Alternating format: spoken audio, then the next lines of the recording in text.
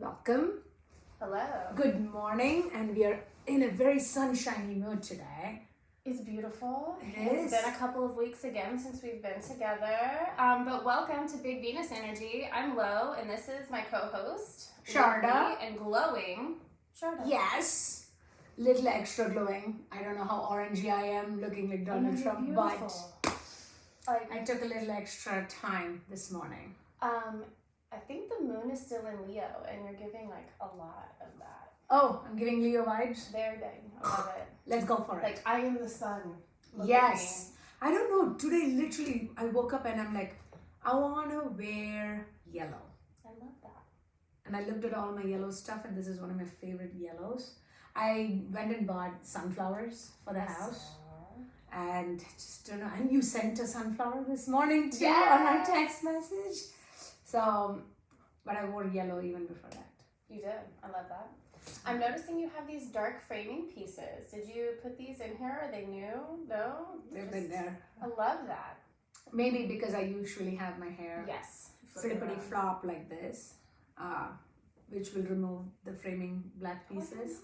I love it. Yeah, I'm liking it. I'm Little- liking all the compliments. Let's keep going. Let me throw them at you. Compliments are hard for some people to give and for some people to receive. Yes. How are you with? I got to the point where I stopped deflecting, Okay. and I will just graciously say thank you. Mm-hmm. Because a lot of times the things that we notice in other people are things that we in ourselves kind of have. And so like my response sometimes is like, I'm just a reflection of you. Like what beauty you see in me is a reflection of the beauty that is in you. And so I try and go with that, and I try to just graciously accept for most people. Obviously there are some exceptions to that rule, but I mean, listen, when it's a true compliment, absolutely accepting is graciously is the best way to go. But we also know there are things that come across as what they might think as a compliment, but it's condescending in so many different ways, disrespectful. But how are you in giving compliments? I can tell how she's at giving compliments. You were incredible in giving compliments. The words you choose, it's warm, it's energetic, it is so filled with light and hope and joy, and it's like you see somebody and like, I'm gonna uplift you. Incredible compliments, by the way. thank you.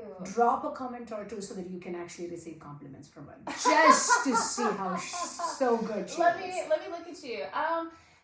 I think that stems from my love languages. So words of affirmation are really important to me. Reassurance is really important to me. And that's because I am a chronic overthinker. And sometimes I see people kind of lost in that thought or kind of stuck in a feeling. And I am very air dominant. We have this thing very common between us. I'm an overthinker, sometimes to a point where it can get to analysis paralysis because of the people-pleasing element within me, or the construct of, hey, how is it going to affect everybody else before, because every action we take doesn't just affect us, right? You gotta think for yourself, you gotta speak for yourself, and you gotta live for yourself. But the part where thinking for yourself often doesn't have consequences and implications for others. The moment you speak for yourself, there can be, and so often, especially when it comes to women, is, my God, you can't speak that way. And other people's feelings come into play all the time, even if you don't intend it that way. And intention is important, so is the outcome, right? And then live for yourself. Obviously, when you make choices, what in simplicity of the words is you live for yourself doesn't actually translate to that truly, because it affects people. And we have children. Who does it affect first right after us? Our children. I was having this conversation yesterday at breakfast. we were doing a word search, we were at a restaurant, and individuality was on this word search. And I love the concept, because you are. LeBron James said, you are your own star player. So you have to show up and play. Mm-hmm. But there's a level of, each of us are absolutely unique and individual, but each and every one of us are also very the same, and we all share the same resources. I always explain it as we're all neighbors. Absolutely. Regardless if you live next to them or not, we share the same air resources, water resources, the infrastructures. And I think sometimes we miss, and we don't talk about, like, civic responsibility. We get it with jury duty. You have to show up for jury duty, and that's probably the last standing thing that we talk about of what you owe to society by existing. We're like this thread. Yeah. And what we do with the thread can either help or harm, and there's this very intricate balance that we have to strike, being people pleasers, overthinkers. Like a thought can start so small and innocent, and then by the time you're done thinking it through, it's this giant ball of overwhelming, I don't know, it's too big, it's too much. And so I like to play with the balance a little of everybody has to figure out the balance for themselves. It's not truly about me wanting to do what I want to do, which is coming from a place of wanting to hurt others. If it is about finding peace. Let's talk about that. Say finding peace for you, and I would love to hear more from y'all about how you find peace and balance in this. You want to plant a eucalyptus tree because you love the way eucalyptus smells, and in your backyard you're setting up this grotto for yourself to go sit or practice or whatever you do. But little do you know that eucalyptus is an invasive species. I did not know this. Here in the United States, especially in San Francisco. Wow. There's so many eucalyptus trees there, but they're an invasive species, out competing native species. And it's just those small decisions that have long-lasting kind of detrimental effects. Which is obviously why you're seeing us talking about overthinkers, right? Doing things blindly without knowing the consequences, whether you are able to live with those consequences, right? That's an important thing. It's not just you living for yourself, whether that is worth the there are so many other things and people that your actions can affect. What is the limit towards that? Like, I see both of us have struggled with mental issues, mental health issues, mental illness issues, let's call it that way, right? I've had depression for a really long time, didn't know I had depression, figuring it out in my 40s that I actually had depression and all of that stuff from a young age, okay? And so I'm also a mom. I'm a mom of a 12-year-old, okay? I've now lived in this country for 21 years. Over the last 10 years, the epidemic of gun violence has significantly ruptured our lives, okay? You can hear the empathy running through, as well as the sadness, the empathy running through of, hey, the person who executed the gun violence is going through really troublesome life, mental depression, loneliness, suicidal thoughts. Suicidal thoughts can manifest itself in homicidal elements, right? Because you're trying to take out whatever you're feeling on others, and you want people to feel the hurt you're feeling, that manifestation happens. So when we're talking about think for yourself, speak for yourself, live for yourself, picking up a gun, driving somewhere, opening shots so that you get that out on people you don't know. It's just people that you're taking it out Collateral on damage. because correct, right? It is a imaginative connecting dot for you that it's people out there that have inflicted this, and that people can be representative of your upbringing, your neighbors, online social media elements, school classmates, it doesn't matter. But the collateral damage is significant and often undeniably just open wound that for those who lost their children or loved ones, pretty hard to heal. To a point where as parents, I mean, last year was a bit of a shocker when I started searching for backpacks that were bulletproof or had a sheet in them or something like that. I'm like, this is scary. So we talk about consequences, right? Eucalyptus is an example. We're talking something Right. invasive. But harmless to most people. You wouldn't It consider. might seem. Yeah. And that's the part about doing a little homework, doing, having conversations. Making informed decisions. I think that's the underlying part. Right. Inform yourself.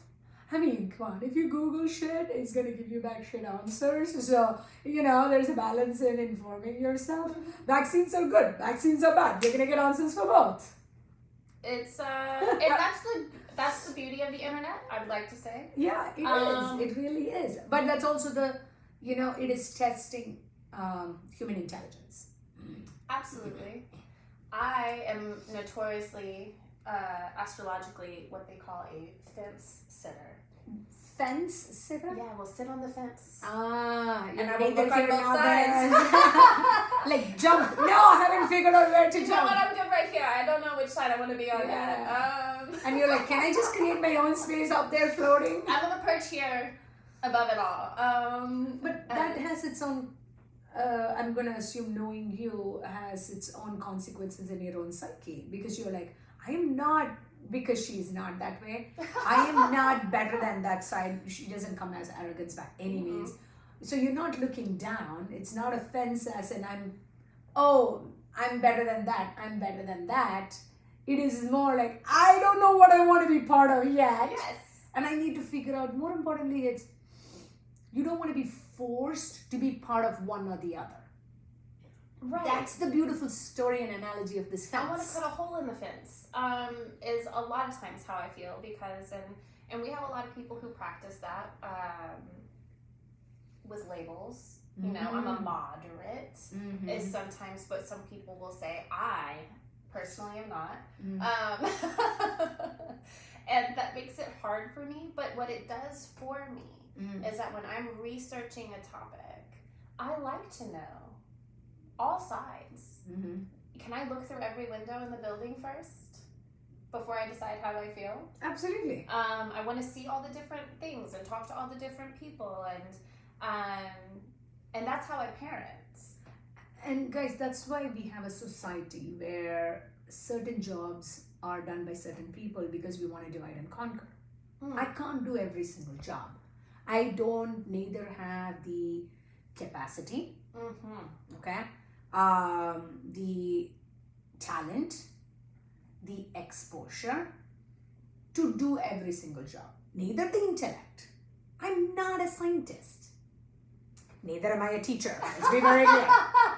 Asked me to go teach kindergarten. I'm like, high school? That I might. Well, I'm in the corporate life right now and I teach Pilates, but Right. Oh, that's so surprising for me. You're a saint. I'm a saint. That you would consider, because I've considered. Let's be honest. Teaching is vastly important to our society. A lot of the issues. Love you, teachers. Yes. Seriously. Thank you. You're superheroes. Oh my God, you're doing shit that we can't. I know that you know that in a lot of ways, and that society might not appreciate you. I'm here to say I see you. Thank you. Thank you for showing up. You know. And thank you for working so hard trying to teach and evolve the next generation, yet being confined in boxes that keep shrinking. Yes, and being held to incredible standards Right. that are exhausting. And by parents, by The states. states, superintendents, Yes. city, all Budgetary sorts of stuff. It is the internet. Let's never forget that. Thank you. The Thank you. internet. But I don't think I could ever do high school. Dude, high school is probably my favorite set of kids to teach. I see you being so good at it. They are the most formative years. Uh-huh. Okay, they are already seriously smart and intelligent. Okay, they are rebellious.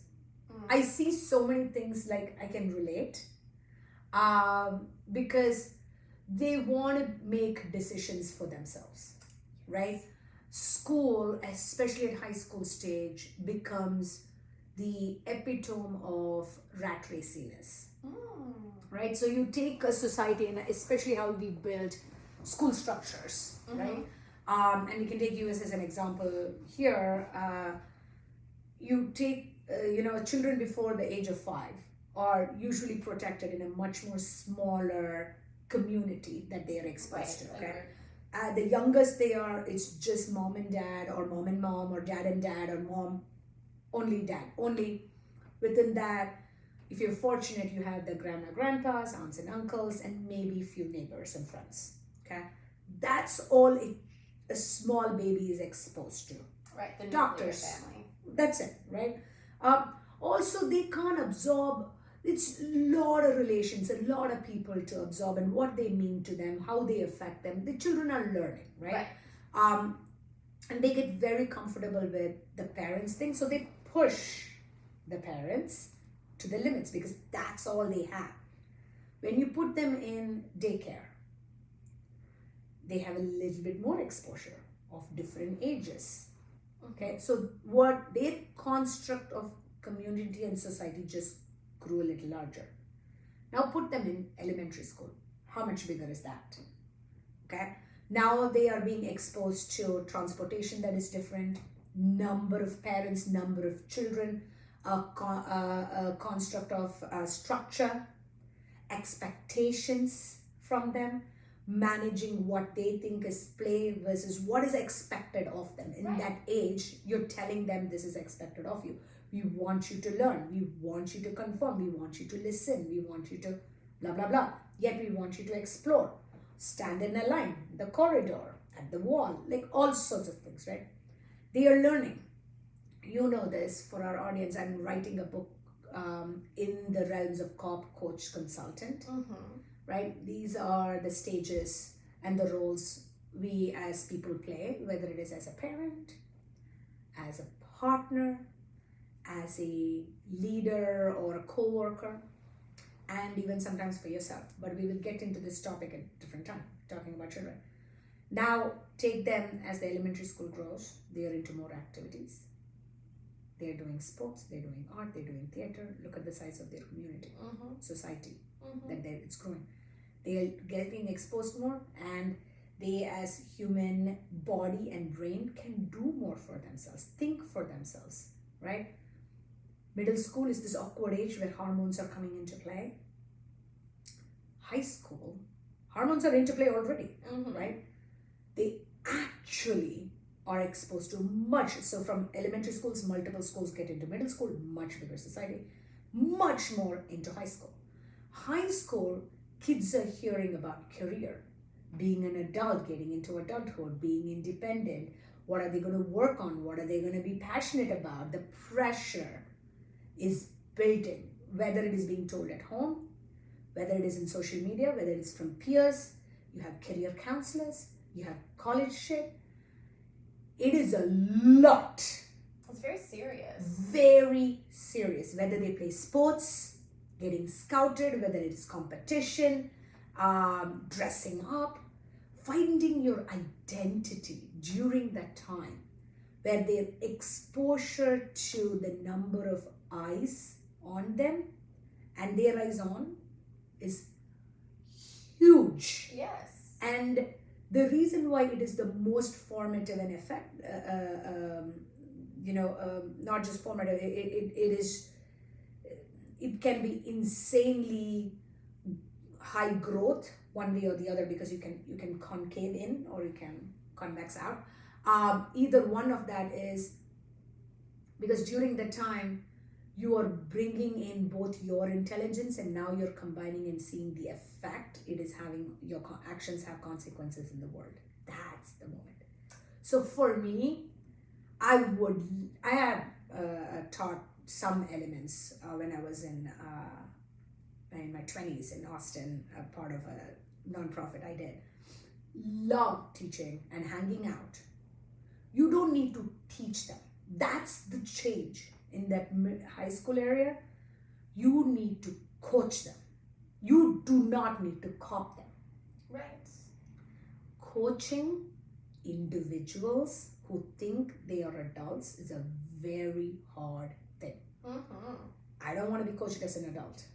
They think they are adults, or they think they can make decisions at adult level. So that balance, gotta let them be a little bit rebel. You gotta let them, I don't know, I would love to teach high I schoolers. think that's fantastic, because personally, I don't like rigid structure at all.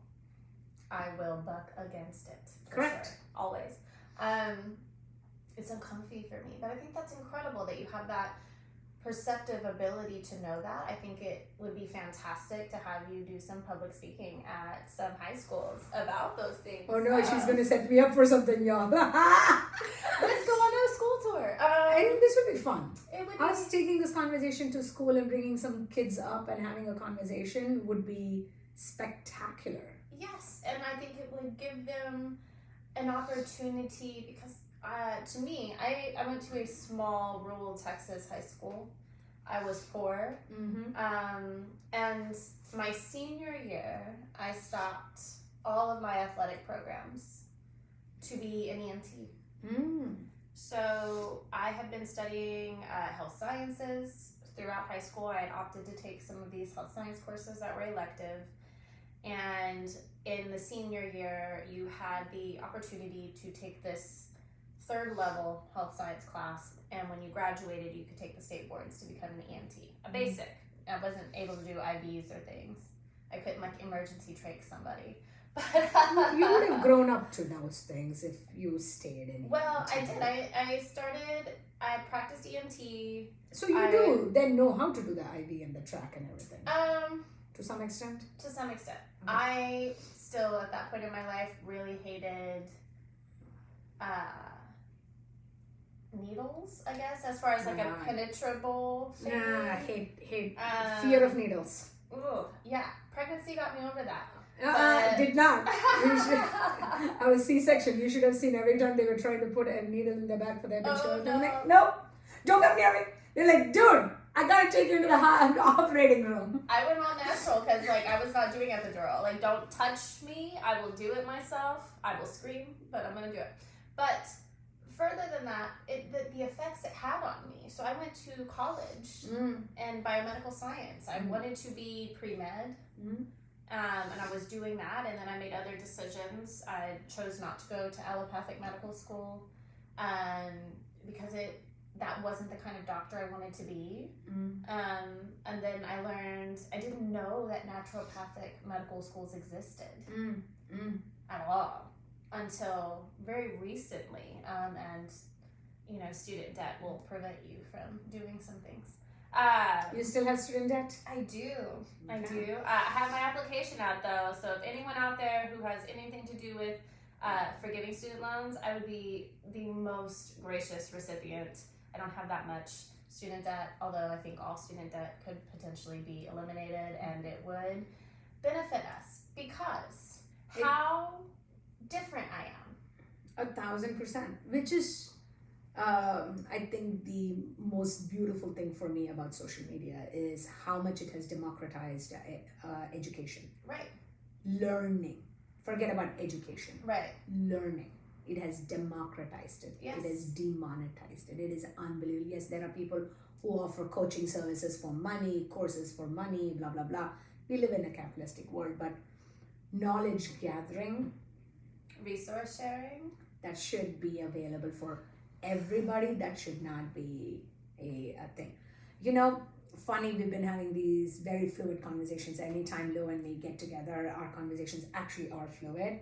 So we're going to circle back and come back to what the topic today was, which is values and ideals, Okay.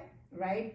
And nothing that we spoke isn't actually aligned with that. Actually, we're talking about things where what is our ideal way of expectations and what values we actually align with. But before the camera started rolling, there was a little bit of differentiated thinking. So why don't you get started, kick it off, and then you can move us further on how the conversation. Okay. So I put myself through a health coaching program because resource sharing is my biggest passion, and I wanted to be able to offer community health classes for people to know more about their bodies.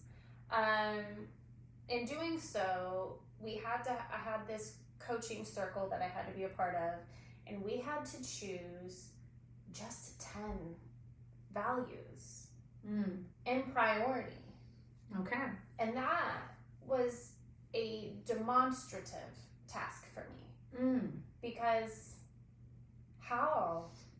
Like when you list out values, there's so many that we could talk about, right? There's so many that I use as an overthinker to guide my path. And that's what I was speaking on. And I'd heard, I don't know who this quote came from, so pardon me, but it was that values are like the lampposts and or candles or lights or flames that guide our path towards our ideals. And our ideals are like the stars. We can always see them. We know that's where we want to be. And that is it. And sometimes the lights will go out. And sometimes you might have to change them, adjust them, renew them, or bring them back to the forefront.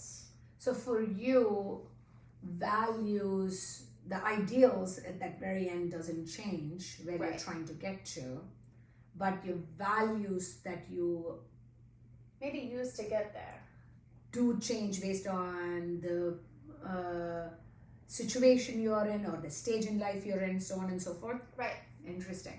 So this is how our conversation started, and then we started rolling the camera and we got fluid, right? I have a different take. Okay. For me, values are fundamental and foundational. Okay. Everything else is built on your value or values. Okay. You can go into your 10, I can go into my few, and all my values are based on one singular value. Okay. That to me, I hold myself, and I will tell you, everybody around me to that, and I try to be flexible because everybody's human. Right. But that's the one that gets me. It's not ideal. Is in my head. It is perfection. Okay. Perfection to me doesn't exist. No. You can walk towards being better every day. Right. Your destination can change. Your journey, however, does not stop. Right. And your journey is fueled by your value. Okay. If you change your values, in my head, and in my reading and in my living, and this is, part of my evolution and growth, right, is your paths can get murkier because you don't have values to ground you. Right. Okay? So for me, my most critical value, and you've heard me speak of this, I think, but my most critical value, and every other value stems from this for me, is integrity. Okay. Integrity, Absolutely. definition by, is doing the right thing no matter if somebody is watching or not. But doing the right thing that's a pretty vague statement to make. Are you doing the right thing for yourself? Are you doing the right thing for the world? Blah, blah, blah. But honesty, authenticity, trust, everything comes from having integrity. Right. If you don't have integrity, a white lie as a parent telling to the child has integrity because you're doing it for the right reasons, at the right time, for the right person. for the right outcome with the right intention, blah, blah, blah. So to me, that has been my, it has been my guiding post. It has been my grounding thing, because I think without that, it's very difficult for me to hold myself accountable, Right. let alone someone else hold them accountable. That's powerful. I can agree that integrity as a foundation is a huge, I think, powerful motivator Mm-hmm. to continue and to know who you are and where you're going. Mm-hmm. So I hear that for sure. Anytime someone challenges my integrity, I get outrageously and maybe a little irrationally angry. Understandable though, right? Right. So when you wrote on this exercise, values, what were your values that, and what were the other values you were hearing? And what was your, you can't remember all 10. So That's pick what like made 5. me panic about it, was that I can't focus on 10 at a time. That to me is unrealistic. Integrity, great. I can live with this one. Mm-hmm. To me, I might be a little jaded. I don't have trust or friendship, and these are ones that they'll talk about. They'll talk about family being a value. They will talk about there's all anything can be a value to you. Oh, something that is valuable to you could be of value to you. Okay, now I think our definitions of what they might have said as value. Yes. So, because what is of value to you, not as what is your. No, this is the way they framed it, and this is why it blew my mind to think about it differently. Because I was like, how do you choose just 10 of these things? But if I were to sit here and base it all out of your foundation of integrity, it'd be really easy to choose. Maybe, I mean, still choosing 10 is hard for me. I'm really bad at favorites. I can't Totally, do a favorite but thing. I think the language is, right? What is, what value do you hold yourself to, Right. and others is a very different language to what is of value to you. I think that language Right. is super critical, because one is a standard of how you want to live life. The other is, I don't know, it feels a little bit like a tradable commodity. That's when I couldn't complete the exercise effectively because I was like 10. Like, this is so hard.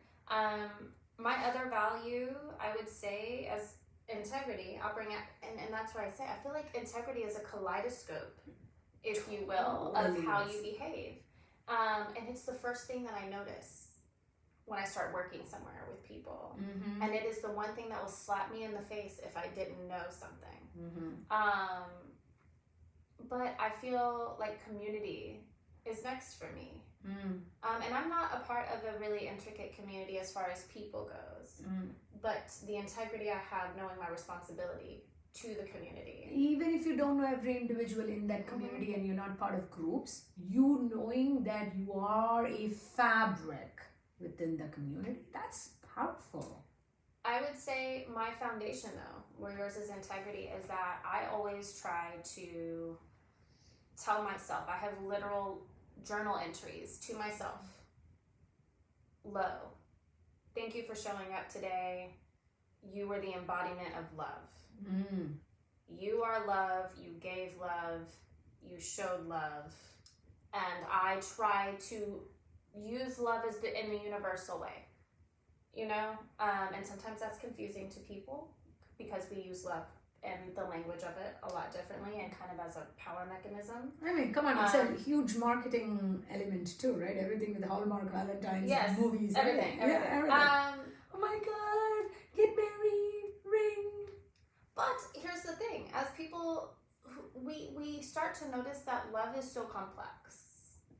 We notice that it doesn't feel good all the time, but we know, like you said, the next right thing, right? The thing that nourishes, the thing, when you're talking about that, when you were saying it, I was thinking about my own personal mental health journey, where sometimes I know I need to get out of bed and go brush my teeth. And then there's the other part of me that's like, but I'm so tired and I'm already in bed. So I don't do the next right thing all the time. I mean, but the right thing at that point is letting your body rest. It is not a construct of what we have set, or the narrative that has been set for us over the years, whether it is familial or social media or books saying get up, brush your teeth, set a routine. Yes, routine is important, but there are also times to let your body vent and heal and curl up and rest and cry and give it time to sob, give it time to heal, give it time to cry and laugh, and all of those things are important. Yes. So no, I think the right thing was for you to stay in bed, coming from a person who very easily will stay in bed and curl under the sheets. I love bed. But you're circling back to what we were talking before we even introduced our topic, which is why I chose that moment to introduce the topic, was because we were talking about compliments, giving compliments and receiving compliments, right? And the reason why you are a person of words of affirmation, right? Speaking, not just thinking, speaking is very important, because acts don't always can be deciphered on what the thought and intention is. So when people say acts of love, I love you, I got you this, I cuddled you, whatever. Acts are there. I'm not saying no, and I'm not against acts of love. To me, words of affirmation, words mean everything. They're spellbinding. I'm going to hold you to your word, right? Because you are not speaking everything you're thinking. No. I am not speaking everything I'm thinking, right? So when somebody speaks, that means when you speak, when I speak, when somebody speaks, it is coming out of your mind, means it is actionable, it is grounding. You gotta be able to hold them accountable to those words. It better fucking have meaning. It should not be empty words. So without words taking it to acts of love, acts of anything, to me that's the reason why powerful journaling, writing words out is so powerful, is you gotta express. If you don't express your feelings, it's not that your feelings don't exist or invalidate. You are still afraid to speak words. You're hoping somebody will interpret your actions and speak it for you. You got to be able to articulate. Do we feel like that may be why it is hard for people, and this is just what came to my mind, it's hard for people to interview well, to talk about themselves? Quite possibly also might be the institutionalized way of living, right? You can see this difference between in just DNA, and I'm not trying to stereotype, in general, men versus women. Women tend to be moms, men tend to be dads, women tend to be more reassuring with the words. So the word-based complimenting tends to be more women. Act-based tends to be more men. And this is a thing that we are all working towards, on even me having conversations with, my spouse and partner, and speak what you're thinking, speak what you're feeling, ask, versus, oh my God, extravagant or whatever else. Acts of love are important. I'm not saying no. Acts of friendship, acts of family are important, but in the same vein of interview, if you want, in the job front, writing the words, speaking the words is one thing. Actually doing the skill, being able to apply your skill set when the right situation arises with the right people, is a completely different thing. Somebody might say I am collaborative, Somebody might say, because what you're speaking of, especially in an interview, is not with vulnerability. Imagine that, right? When we are talking about words of, affirmation and love and being honest with each other and having integrity, we're talking about being vulnerable. If we are expressing with our mouth the words coming out from our thoughts, we are saying, I hope you hear me. That is coming from a place of, let me let go of my shield a little bit and be seen. Right. And let me show you how I'm seeing you. An interview situation tends to be, I am judging you. And I am being judged. The shield is up big time.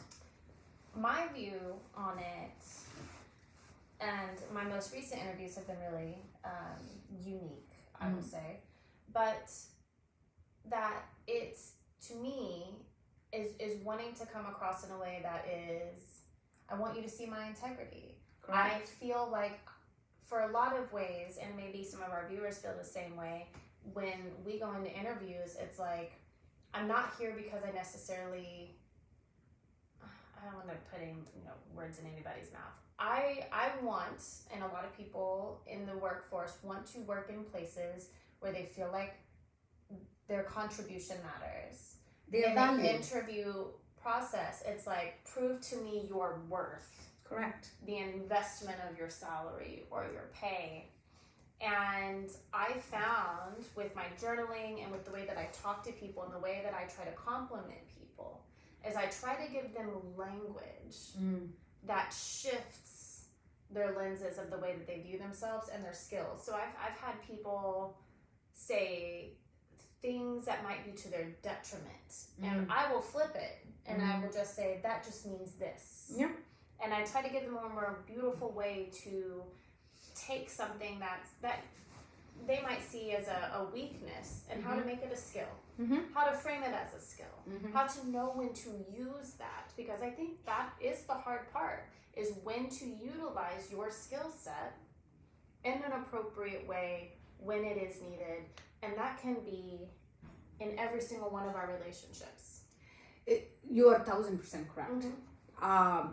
But one of my favorite things about getting to know you is, I told you, all values stem from, and even personality traits stem from, for me, the foundation of integrity. Not only do you have that in bounds, you're fucking authentic. Right? Oh, I'm so humbled. I mean, one of the reasons why we get along is, I'm authentic. Absolutely. Right? But in a professional setting, in an interview setting, in a point where you are seeking a job, you're seeking, and most people coming in seeking a job, most people, I'm not talking about every single person, but most people seeking a job, they need a job. Yes. Okay? You need to earn. You have to make money. It's a capitalistic society. Right? So you're trying to make someone see and like, oh my God, just give me a job. Right. Give me a job. You want me on your team. But it is often a little bit of a desperation, right? The other spectrum of it is, I am a rock star. You will benefit in having me in your company. But how you frame it, both are valid, both are, real, but how you frame it. The thing I find missing, and I recruit a lot, I fire, which is the hardest part, is to fire somebody. Hiring is also hard because it reflects on me. Right. At the end of the day, right? The thing that I find, whether with people who are working in my team and department, whether it is colleagues or even somebody I'm trying to hire, is their lack of introspection and retrospection on their own skill set. If you are not able to truly, if this is the same thing, you can come back to this on a job interview, you can come back to this on love. Okay, it doesn't matter. If you're seeking for external validation yes, of what your worth is, and your worth is only known, especially in a job environment, your worth is only known in what value you bring, what problems you solve, and how you enable the growth of your team, yourself, and your company. Okay, it always has to be mission over ego. It's not about you and you growing. Yes, that is part of it. You can't improve. You cannot grow and be part of something without you personally growing.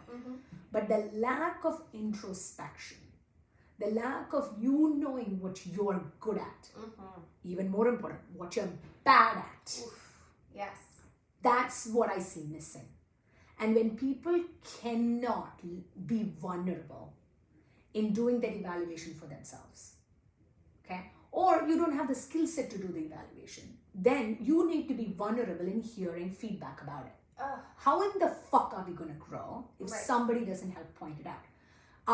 I'm a Pilates instructor, I'm a TRX instructor, I'm a bar, all of those things. And people who come to my class, and she has not just attended my class, you were the front desk manager, so you bring people in and out. One of the things I will tell for any of my members and clients who come to my classes, I will not run through workouts on a Pilates machine or a mat. You're not coming for an exercise class. You will absolutely find awareness in your body. You will exercise your body, but you're not plowing through exercises. There is a difference between the two. So if someone comes into my class and you hear me say this, I'm here to help you understand your body awareness, gain body awareness, help you understand your current body engineering, so that you can take it to the place of where you want your body to engineer for whatever goals. I'm teaching you how to be self-aware. So where your foot is, where you're turning, what muscle to feel. You can't gain it without someone teaching you. Right. I didn't gain it without my master trainers and all the other trainers and teachers I have gone to and taken classes with. I didn't know how to position my spine without I also someone think teaching. it's worth mentioning with Pilates and instructors, you will never take the same class with a different instructor. And I think that was mind-blowing to me, to be able to go to all of these different classes with all of these different trainers and to get a different experience. It might be the same mechanism of movement, but the way you communicate or bring awareness to a certain aspect of it, and how someone else will be like, but what about this element of it? Correct. It does. The awareness and the body intelligence you gain from it is exquisite. Correct. And it's complex. And I kind of want to bring us back to the way that you say the lack of introspection. Like, people don't know when they're standing a certain way that it will create a dominance or a oh my gosh, tell me about it. And I keep trying to but all of those things apply at a professional spectrum too. I want to talk a little bit about and bring it back to high school. I had a conversation. I think the reason I'm not afraid to do public speaking, I'm not afraid to do interviews, I'm not afraid to talk to strangers. I was a cheerleader.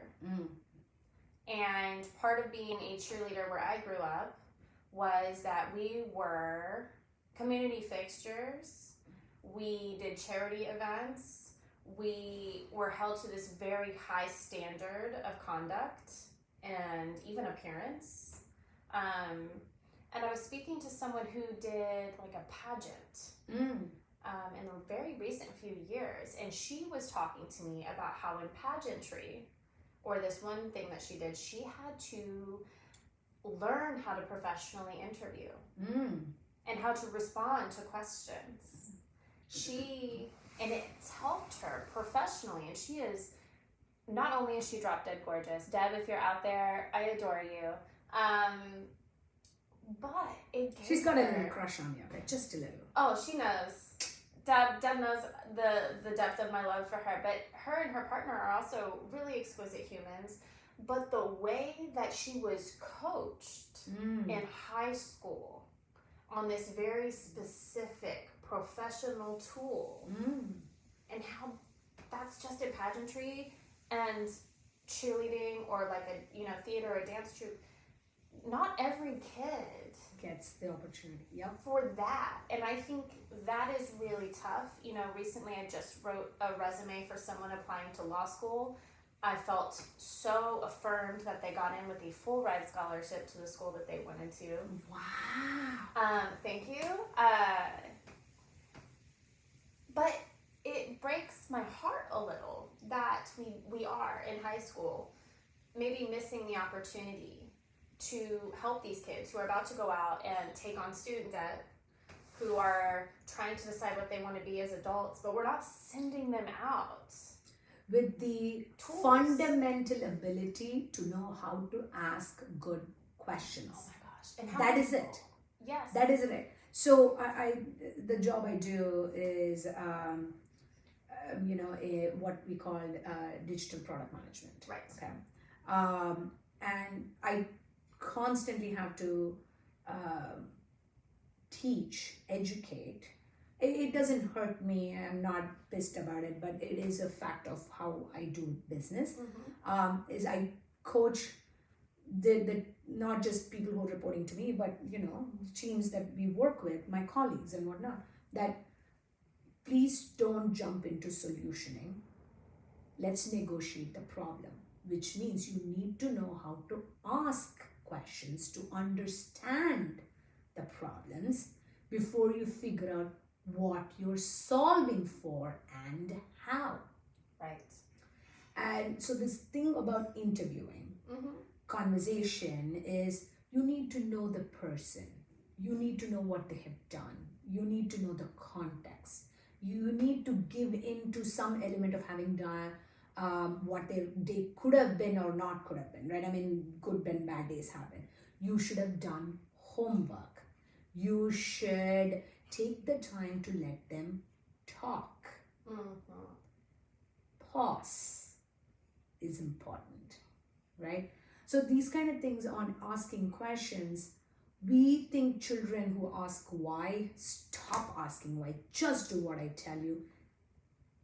They have to know to ask better questions. So when I tell my kid, honey, I need you to reframe your question. Just don't say why, you need to reframe it better than that to ask me the right question you're seeking the answer for. Why at this time, not just throw out the why. Right. Right? Communication, guys, fundamental thing as human beings for us to connect with each other. Yes.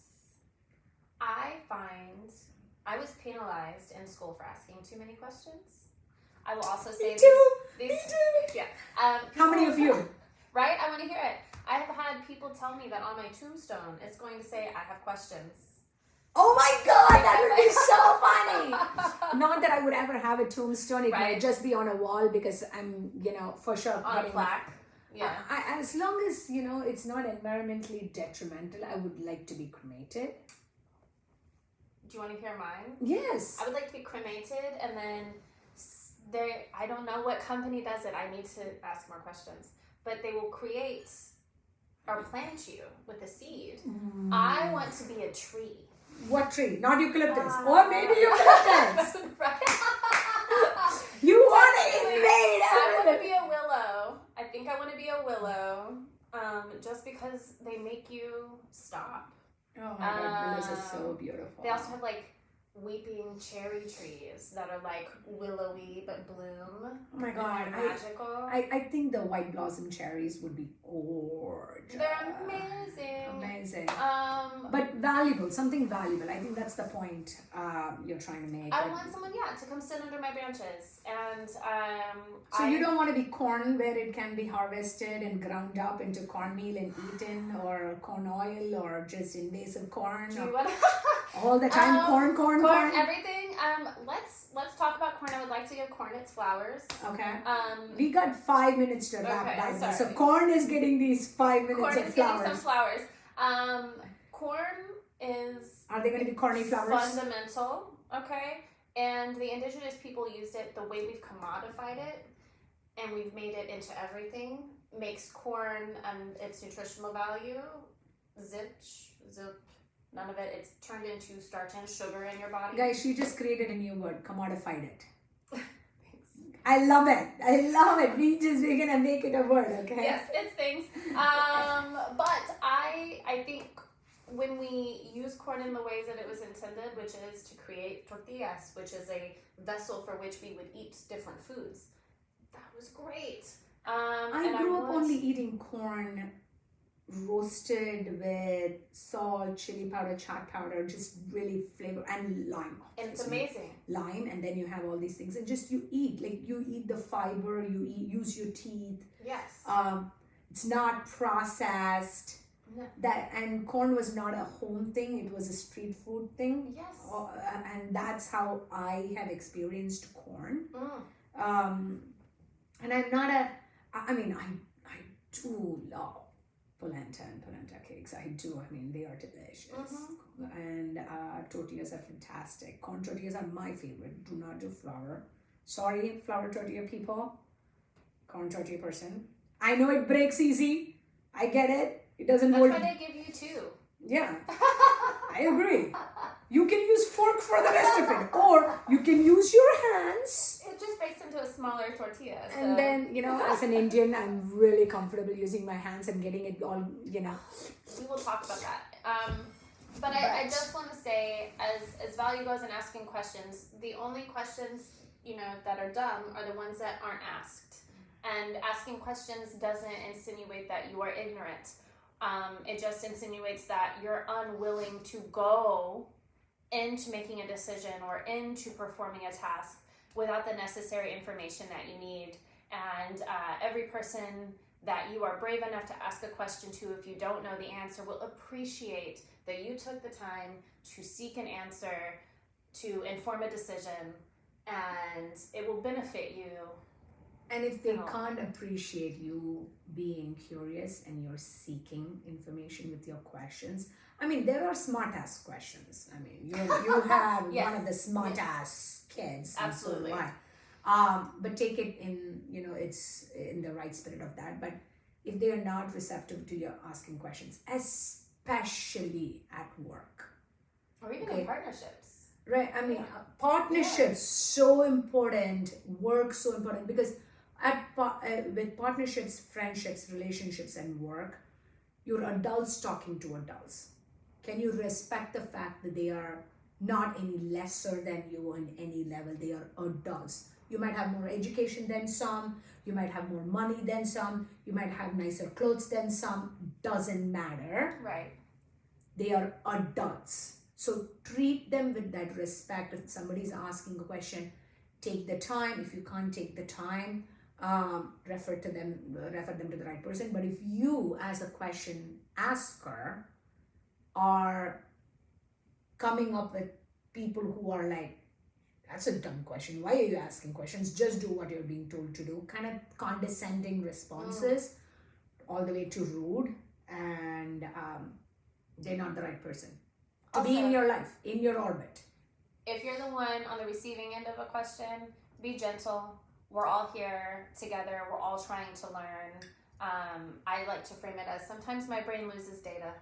Hey, I say it as my attic is leaking. The best, exactly. Right? But that's the thing with integrity, right? Do the right thing. It might be like you need to run to get your kid. It might be that you're about to throw up and you can say, and run. All that is acceptable, but just, treat the other person with some kindness. Also, if you don't know the answer, I don't know is appropriate, but go seek the information together. These are just constructive tools that we wanted to leave you with today. I'm glad we got to talk about that. If you're asking the internet for the questions, okay, if you're asking questions on the internet seeking answers, you need to ask more than one way of asking the same question, okay? We used vaccine as an example, right? Are vaccines safe? Are vaccines unsafe? What studies have been done on the vaccines? Why do we have vaccines? Like, go explore a little bit deeper and further than just asking one question, because when we ask question, we are seeking answers to validate that question often. So be retrospective on yourself. Absolutely. A little bit. Clue is a great game to help you learn how to ask questions. It totally is. Lovely game. Lovely game. Hey, this was a fantastic time talking to you, as I always. agree. And to all of you, thanks for being here with us. And hopefully at some point we will have a more interactive session, and we should take this conversation to community colleges and high schools and whatnot, and continue, inviting people into this I would conversation. love to Take do it that. out of my office, huh? Yes, absolutely. Have a great day. See you soon. Bye.